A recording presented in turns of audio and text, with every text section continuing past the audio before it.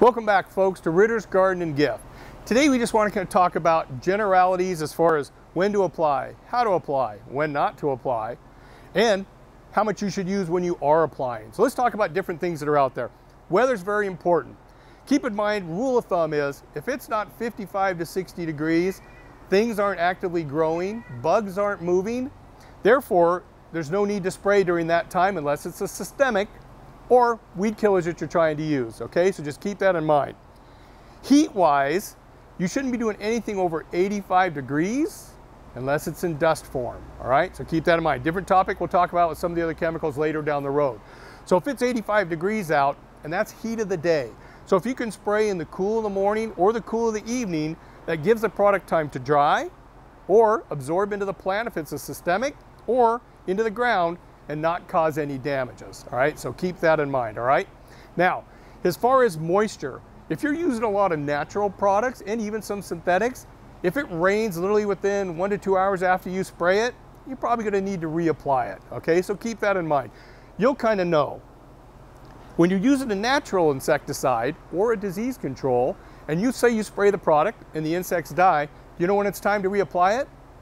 Not till you start seeing the bugs or the disease again. You don't need to just be spraying just to be spraying. Wait till those insects or that disease come back and then spray. The product will do the job it needs to do in natural, but it's usually gone within sometimes an hour to 2 hours, sometimes 4 to 6 days, okay? All right, so keep that in mind on that. Weed killers. Whenever you're spraying a broadleaf weed killer, like let's say you're trying to kill your dandelions in your yard, which are a major issue of your clover. The best time to do it is 2 to 3 days after you mow. You got to remember, if you're mowing, you just put that weed into shock when you cut its head off, so to speak, okay? So it's not taking in any liquid or any type of anything. If you wait to 2 to 3 days when it starts to rebuild itself, that's when it takes in the most moisture to grow, and your weed killer will truly be effective, be it natural or synthetic. That's your best way to do it, okay? Spraying insecticides. Do not spray any insecticide if there's bees foraging around at that time. Bees have a certain time they forage, and most of the time it's between 10 o'clock in the morning till about 2 to 3 in the afternoon, and then they're done. You can apply a chemical, even a natural, you can apply that either in the cool of the morning, because make sure you do it before the bees forage, and it'll dry quick enough. Once it's dry, it's safe for the bees.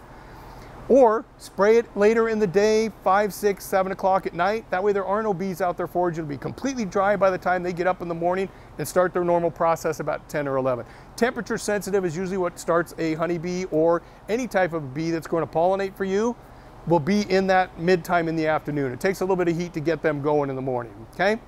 Hope these will be helpful for you.